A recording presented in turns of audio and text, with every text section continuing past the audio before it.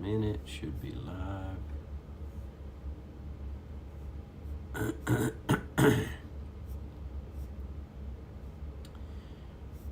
Monday. There we go. Now we're cooking.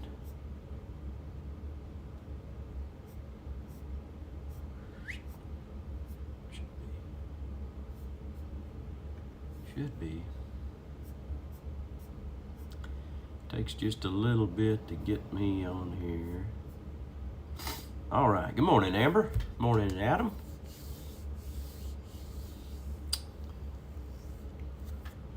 Morning, Boyd Pete. Oh, man. We got a morning, Mom.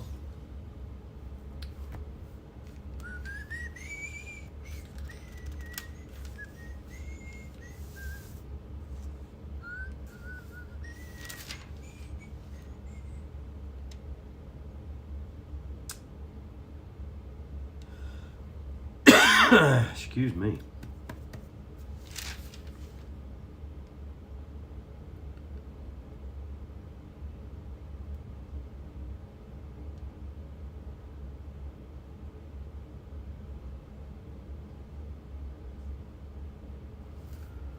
What a deal.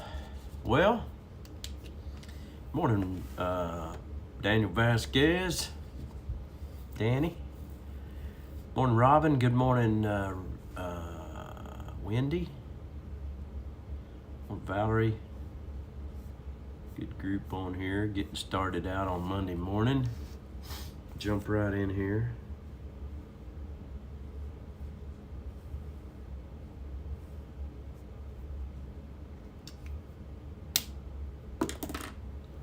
It is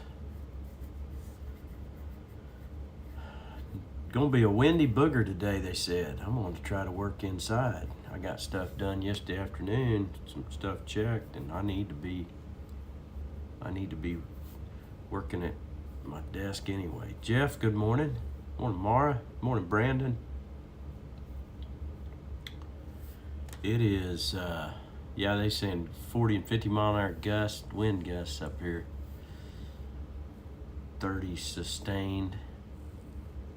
Tiffany, good morning. That just makes everything miserable working outside. Ugh.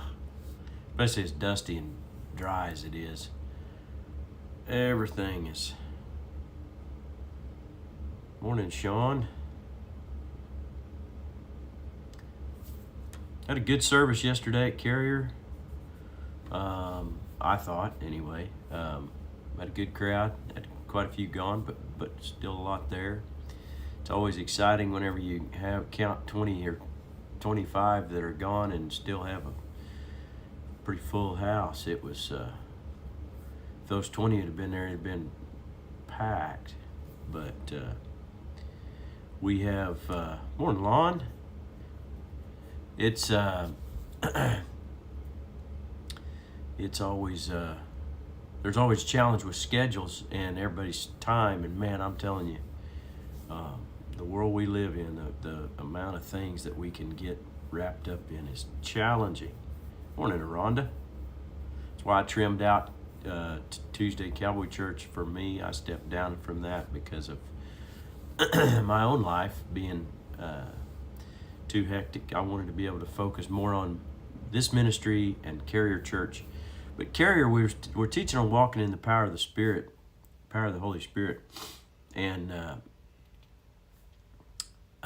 just using the prayers that Paul prayed out of Ephesians 3 and Ephesians 1, and pretty neat.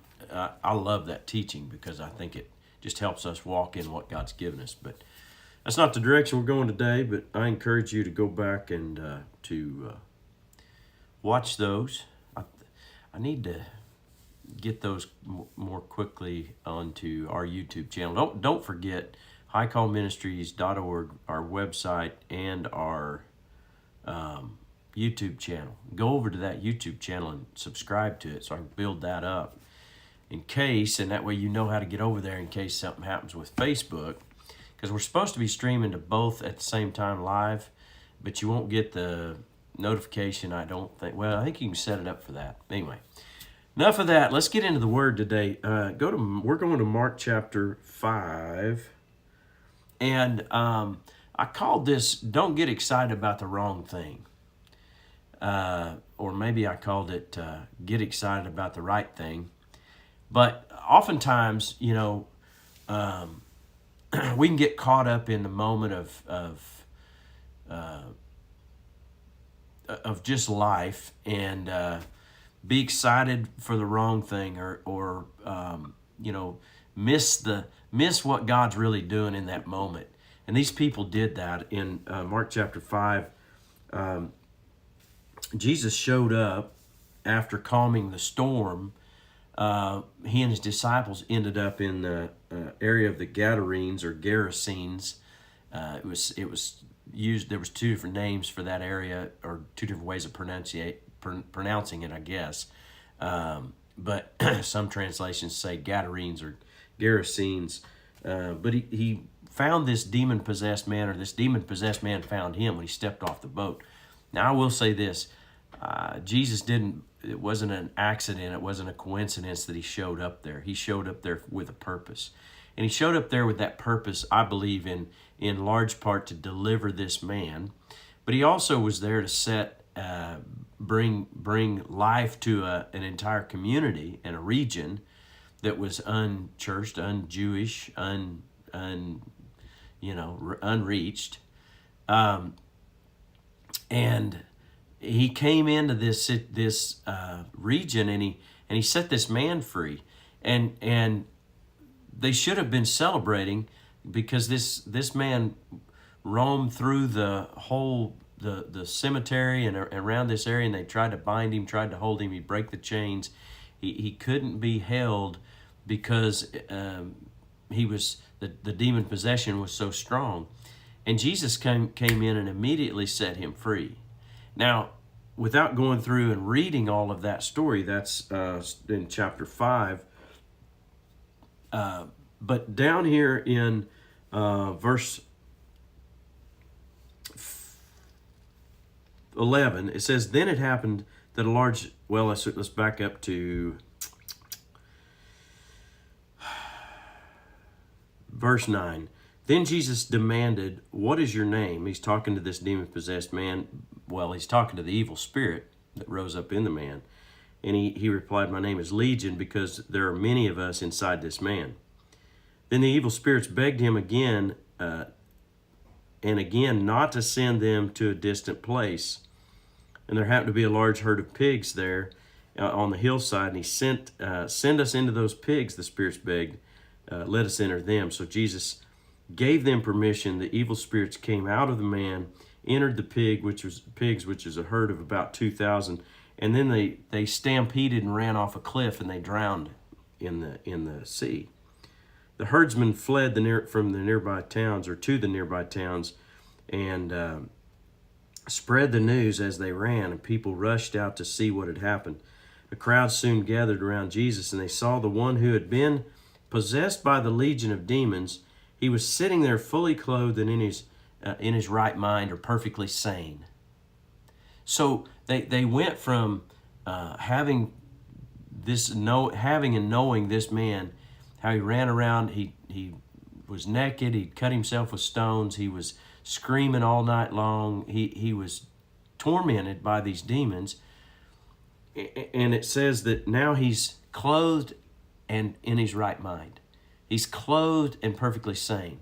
He's been set free, and they were all afraid, it says. In verse 16, it says, "Those who had seen what had happened told the others about the demon-possessed man and the pigs, and the crowd began pleading with Jesus to go away and leave them alone." Now, I call this "Get Excited About the Right Thing, Not the Wrong Thing," because they missed the point.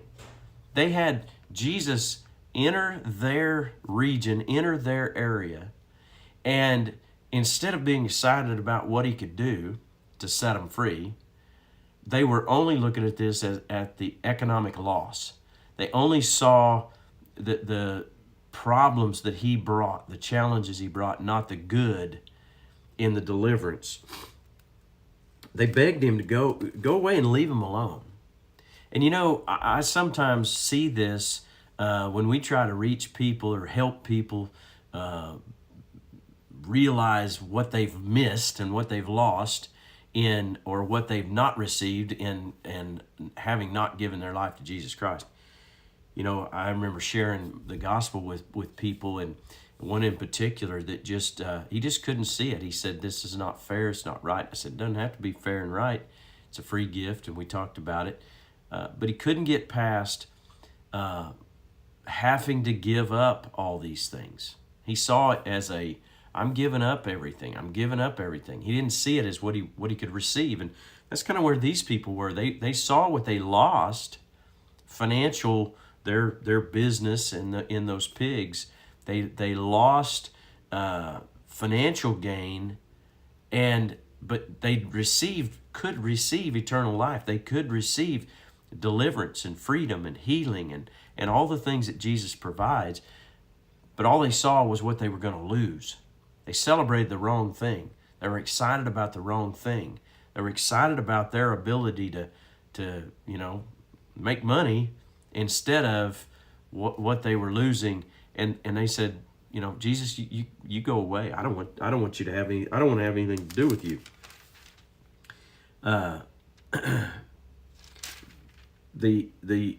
In contrast, as Jesus was getting into the boat, the man who had been demon possessed, he begged him to go with him, but Jesus said, "No, you go home to your family and tell them everything that the Lord has done for you and how merciful He has been."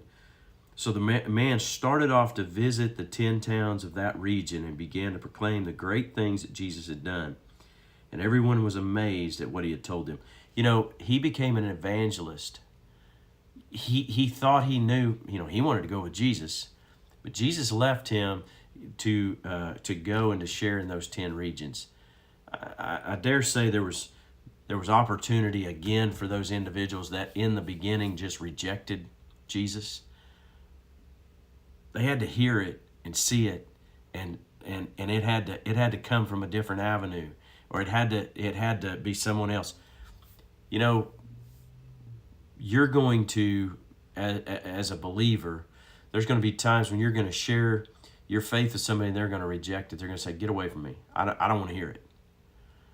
But there may be other times where you're like this demon-possessed man, when you just go and say, "Man, listen, this is what happened with me. My life was here, and now it's here. My life has been changed. I'm not the same person," whatever. And you begin to share that testimony. And they may not immediately get excited about it, but maybe that begins a process. And then someone else comes along, and something else happens. And someone else from that region, maybe in this instance, they go and they experience Jesus, the ministry of Jesus, and the transforming power of God. And they come back, and then pretty soon these people, instead of rejecting Jesus, they begin to receive Jesus. In our lives, the way we share the gospel can be the same thing, and the way people come to Christ. A lot of people don't come the first time they hear to Jesus. A lot of times, people want to hold on to their way and their future and their ideas and their plans and their doubts and fears, maybe even. But when we continue to share, continue to love people, eventually they come. So being excited about the right things, not the wrong things, like these people. The man, he was excited about what God had done for him. So you be excited about what God's done for you too. Well, as you go through your day to day, just think about that. Think about the delivering power of Jesus Christ, that He can transform our lives, and just know that because of what He's done for you, you can share that with someone else. So I just encourage you with that. Go out through your day, be blessed in all that you do, and go get them for Jesus. Love y'all.